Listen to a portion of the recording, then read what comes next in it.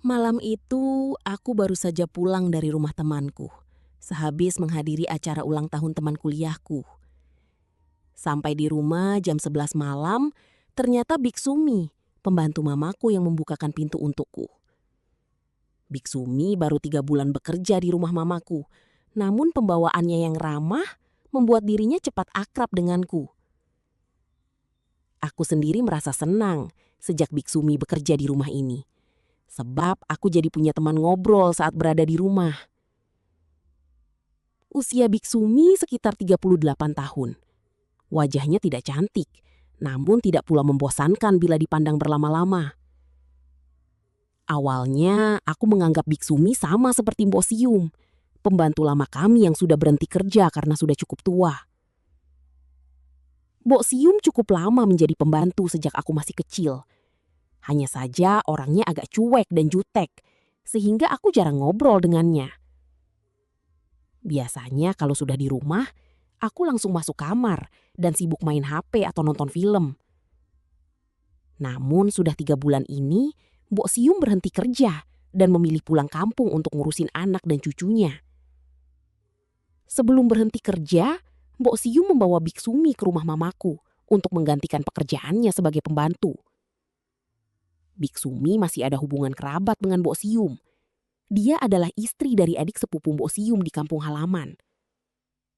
Akan tetapi, suami Biksumi sudah setahun ini berangkat menjadi TKI ke luar negeri. Sehingga Biksumi sendirian di kampung halaman. Biksumi merantau ke kota untuk mencari kerja.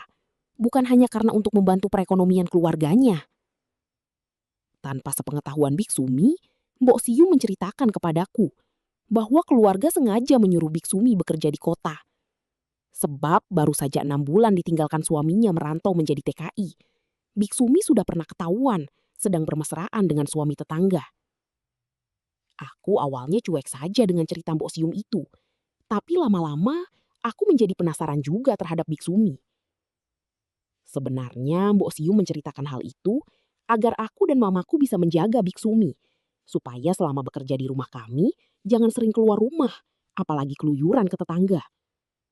Mbok Sium khawatir Biksumi kembali mengulangi kesalahannya yang dilakukannya di kampung halaman. Rasa penasaranku mulai tumbuh pada Biksumi. Ketika suatu saat aku melihat sendiri, Biksumi sedang ngobrol akrab sekali dengan Mang Karyo, pedagang sayuran keliling. Waktu itu aku bangun agak kesiangan, jam 10, sehingga aku buru-buru mandi dan bersiap untuk berangkat kuliah. Namun, aku jadi kaget. Ketika keluar kamar, aku melihat Kang Karyo sedang bersama Biksumi di dapur. Mereka sangat terkejut menyadari kehadiranku dan berusaha bersikap wajar di hadapanku. Biksumi beralasan meminta Kang Karyo untuk membantunya memasangkan selang tabung gas karena gas kompornya habis. Saat itu aku percaya saja, sebab memang biasanya juga Kang Karyo membantu Mbok Sium memasang gas ketika Mbok Sium masih bekerja di sini. Akan tetapi, rasa percayaku seketika hilang ketika aku mengetahui yang sebenarnya terjadi di dapur. Sore setelah pulang kuliah, aku iseng memeriksa rekaman CCTV di dapur. Dan ternyata aku jadi kaget menyaksikan apa yang terjadi. Tapi entah kenapa, aku yang tadinya mau memarahi Biksumi, jadi nggak bisa marah padanya. Diam-diam, aku malah semakin penasaran dengan Biksumi, pembantu yang baru 3 bulan bekerja di rumah mamaku. Aku juga merahasiakan apa yang kulihat dari mamaku. Karena aku khawatir, mama pasti akan langsung memecat Biksumi jika mengetahui apa yang terjadi. Malam itu, karena Biksumi yang membukakan aku pintu sepulang aku dari acara ulang tahun temanku, aku pun mengajak Biksumi ngobrol. Kebetulan mamaku sudah tidur, dan biasanya mama pasti nyenyak banget tidurnya sampai besok pagi. Sehingga kupikir aku bisa punya banyak waktu untuk berbicara dengan Biksumi, pembantu kami. Dan Bimo mau ngomong apa sih sama Bibik? Kok kelihatan serius banget? Tanya Biksumi. Ada yang saya mau tanyakan, Bik. Tetapi kalau Biksumi sudah ngantuk, biar besok saja kita bicarakan. Jawabku. Enggak kok, Den. Bibik malah nggak bisa tidur, Den. Ngobrolnya sekarang saja kalau memang penting, Den. Pinta Biksumi. Kenapa Bibik nggak bisa tidur? Kan sudah malam. Apa Bibi kepikiran ya sama suami di luar negeri? Atau malah lagi mikirin Kang Karyo? Tanyaku kembali. Saat aku menyebut nama Kang Karyo, wajah Biksumi mendadak berubah. Salah tingkah dan serba salah gak berani menatap diriku. Ah Den, Bimo bisa aja. Ngapain Bibik mikirin Kang Karyo? Udah ah Den, Bibik bikinin kopi dulu ya Den. Habis itu baru kita ngobrol Den, kilah Biksumi. Biksumi segera beranjak ke dapur untuk membuatkan aku kopi. Sekilas, aku bisa menangkap wajah Biksumi sedikit merona saat aku bertanya tentang Kang Karyo. Malam itu, Biksumi sudah berganti pakaian gamis dan hijabnya dengan gaun tidur. Aku melihat Biksumi nampak lebih cantik dari biasanya. Soalnya, selama ini aku hanya melihat Biksumi jika sedang bekerja selalu mengenakan gamis longgar dan hijab panjang yang menutupi persona keindahannya. Tapi baru kali ini aku melihat Biksumi berpenampilan lebih menarik dengan gaun tidur pendek di atas lututnya. Setelah Biksumi melangkah ke dapur, aku duduk di sofa menunggunya sembari menonton televisi di ruang keluarga. Jujur saja, saat itu aku merasa jantungku berdebar setelah melihat Biksumi berpenampilan seperti itu. Ya namanya juga aku masih muda di usia 21 tahun. Dan masih sangat cepat terpengaruh dan sensitif dengan pemandangan yang seperti itu. Apalagi jika aku mengingat apa yang kulihat tentang apa yang terjadi di dapur antara Biksumi dan Kang Karyo. Aku jadi semakin berdebar. Biksumi memang tidak secantik mamaku. Namun dia memiliki persona yang lumayan menonjol dan besar masa depannya. Kupikir pantas saja jika suami tetangga di kampungnya sampai nekat mendekati Biksumi, yang sudah lama ditinggal suami merantau. Demikian juga Kang Karyo yang nekat masuk ke dapur hanya untuk bisa berduaan dengan Biksumi, pembantu di rumah mamaku. Tak lama kemudian, Biksumi sudah kembali lagi. Dia membawakan secangkir kopi untukku. Biksumi melempar senyuman manisnya padaku, meletakkan gelas kopi di meja kecil depan sofa. Lalu Biksumi duduk di sampingku. Minum dulu dan biar santai kita ngobrolnya, kata Biksumi setengah berbisik padaku. Iya Bi, makasih kopinya, saya minum dulu, jawabku. Sambil menyeruput kopi, aku melirik Biksumi yang duduknya sangat dekat di sampingku. Dia pun menatapku sembari mengulas senyum penuh makna kepadaku. Dan Bimo, kenapa sih? Kok kayak grogi gitu sama Bibi? Harusnya kan Bibi yang grogi di dekat anak majikan, kata Biksumi. Ku jawab, iya Bi, saya emang tumben duduk di dekat wanita. Saya selama ini kan gak boleh punya pacar. Dilarang mama sebelum lulus kuliah. Dan punya pekerjaan belum boleh pacaran, kataku. Ya udah, dan Bimo mau ngajak Bibi ngobrol soal apa sih Dan? Bibi jadi penasaran, tumben dan Bimo ngajak Bibi ngobrol malam-malam gini, tanya Biksumi. Saat itu, aku pun menanyakan tentang Kang Karyo. Dan ku bilang pada Biksumi, aku sudah tahu semuanya, karena semua terekam dalam kamera CCTV di rumah ini. Biksumi nampak kaget sekali mendengar ucapanku saat itu. Seketika wajahnya nampak sedih dan terlihat mau nangis. Maaf Dan Bimo, Bibik gak sengaja melakukannya. Karena Kang Karyo terus saja mendesak Bibik dan merayu Bibik saat itu. Dan Bimo tahu sendiri kan, kalau Bibik ini sudah lama sekali gak ketemu sama suami Bibik yang jadi TKI di luar negeri.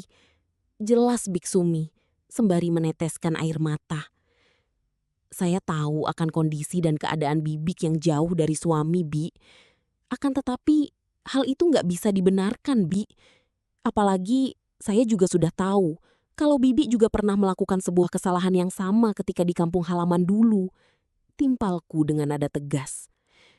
Wajah Biksumi semakin merona, dan tangisnya mulai pecah perlahan. Biksumi minta maaf, dan mengaku menyesali kesalahannya. Saat itu, Biksumi meraih pakaiannya untuk mengusap air matanya. Namun karena gaunnya terangkat, aku jadi bisa melihatnya. Dan Bimo, tolong Bibi, dan jangan sampai mamanya dan Bimo mengetahui hal ini. Bibi pasti akan dipecat. dan pinta Biksumi. Aku jadi semakin berdebar saat itu. Sebab Biksumi bergeser duduk semakin dekat padaku, sembari menepuk bahuku meminta kebijaksanaan dariku. Iya, Bi, saya tidak akan menceritakan masalah ini kepada siapapun, termasuk ke Mama.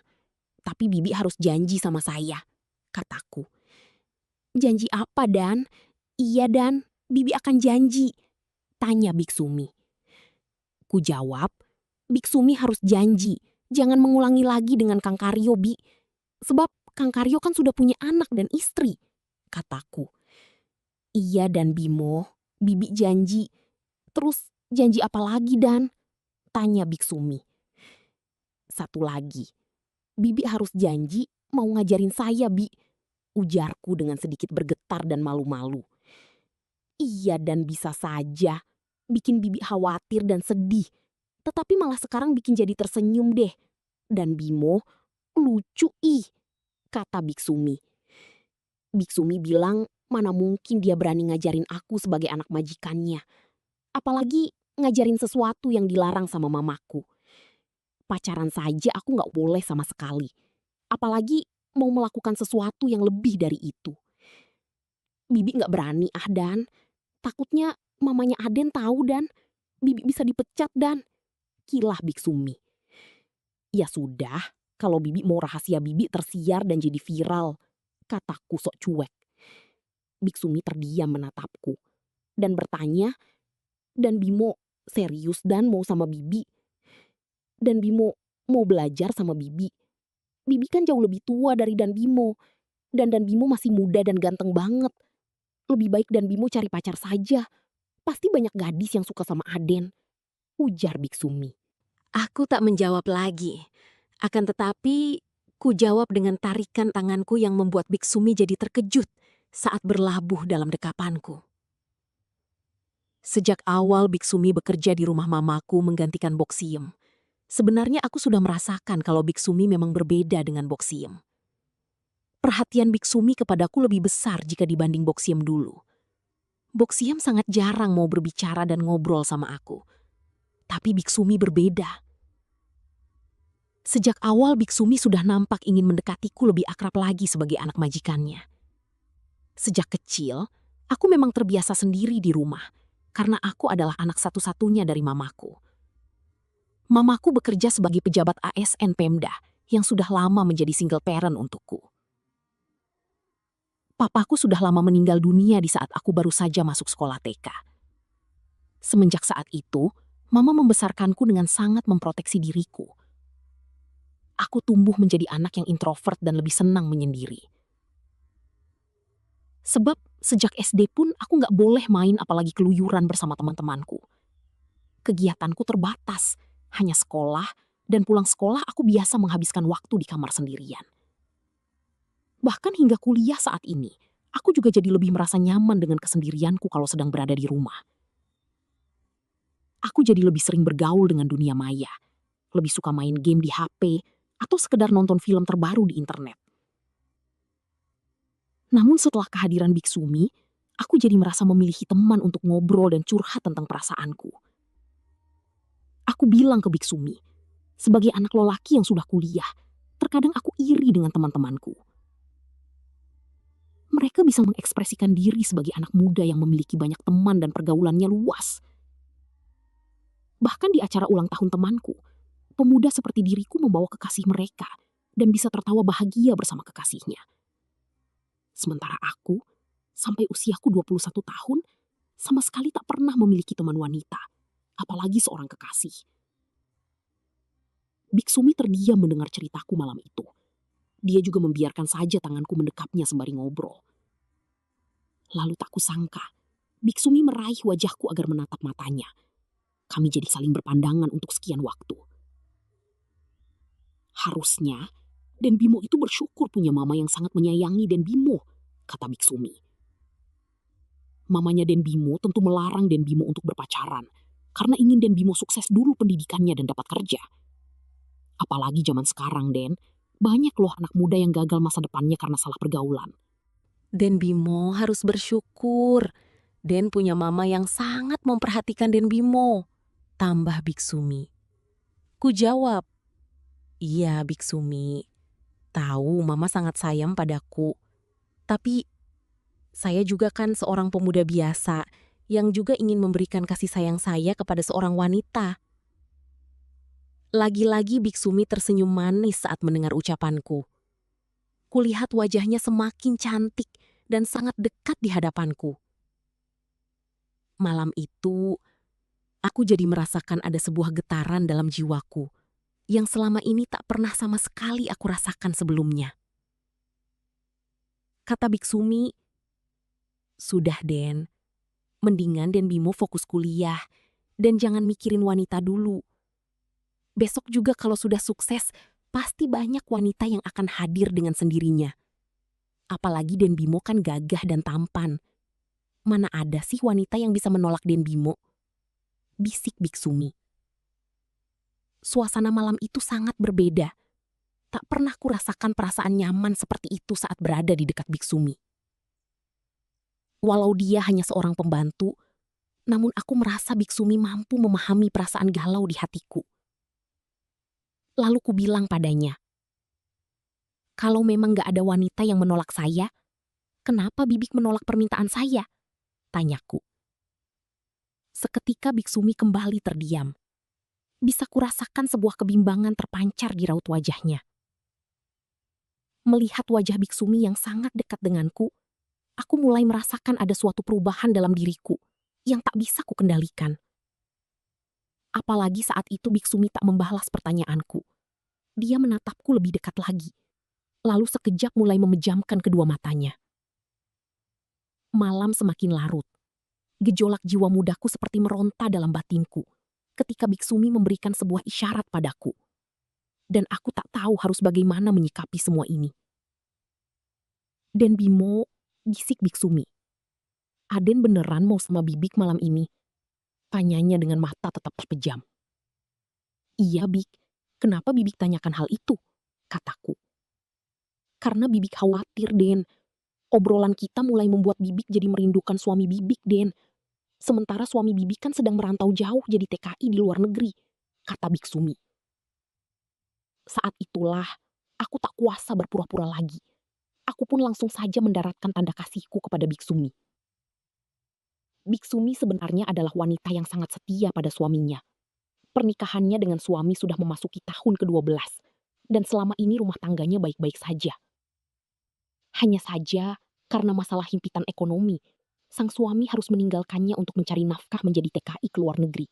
Dan Bimo, Bibik sambil menceritakan masalah rumah tangga bibinya. Dan selagi Bibi bercerita, dan Bimo juga sambil Bibi ajarin dan bisik Bisumi. "Iya, Bi, lanjutkan saja ceritanya. Saya akan mendengarkan sampai selesai," balasku. Selama pernikahan dengan suami, Bisumi agak kecewa karena hingga saat ini mereka belum bisa memiliki anak sendiri. Dulu Bibi yang dituduh mandul sama suami, dan bahkan suami Bibi sempat nikah lagi dengan wanita lain. Jelas Bisumi. Aku mendengarkan ucapan Bisumi, sembari membiarkan Bisumi melepaskan semuanya. "Lalu, Bi, bagaimana semuanya bisa terjadi dalam kehidupan Bibi?" tanyaku.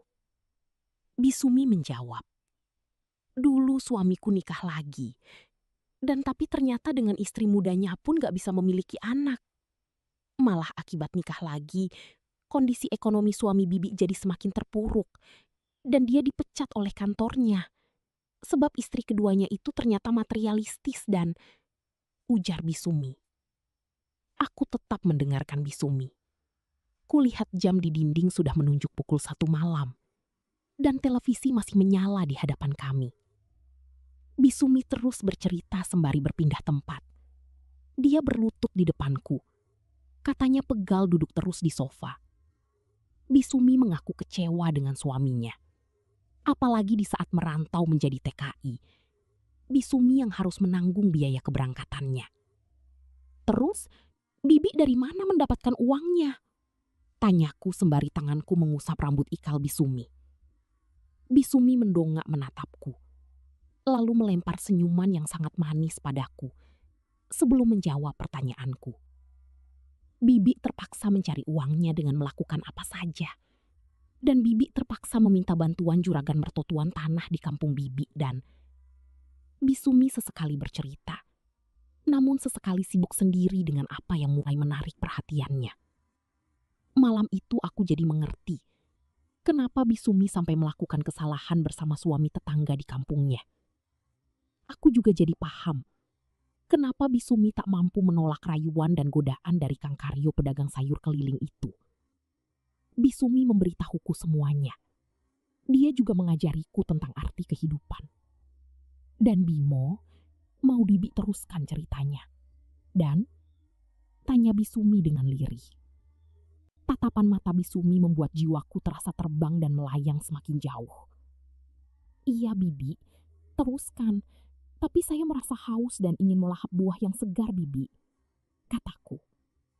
Iya Den, dengerin saja cerita Bibi sambil Den Bimo menikmati buahnya Den, balas Bisumi.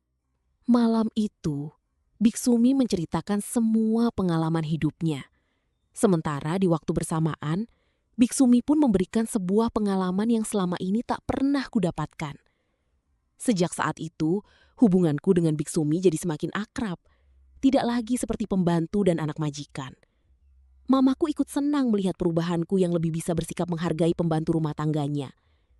Biksumi juga berjanji tak akan mengulangi kesalahannya yang dulu dengan Kang Karyo pedagang sayur keliling. Walau diam-diam, kesalahan yang sama justru dilakukan Biksumi bersama diriku, anak majikannya sendiri. Kerjasama rahasiaku dengan Biksumi terus berlanjut. Hingga akhirnya suami Biksumi selesai kontrak sebagai TKI dan kembali ke kampung halaman. Hingga saat ini, kenanganku bersama Biksumi akan selalu kuingat dalam hidupku, walau sudah sangat lama berlalu. Aku sendiri saat ini sudah berumah tangga dan memiliki 2 orang anak.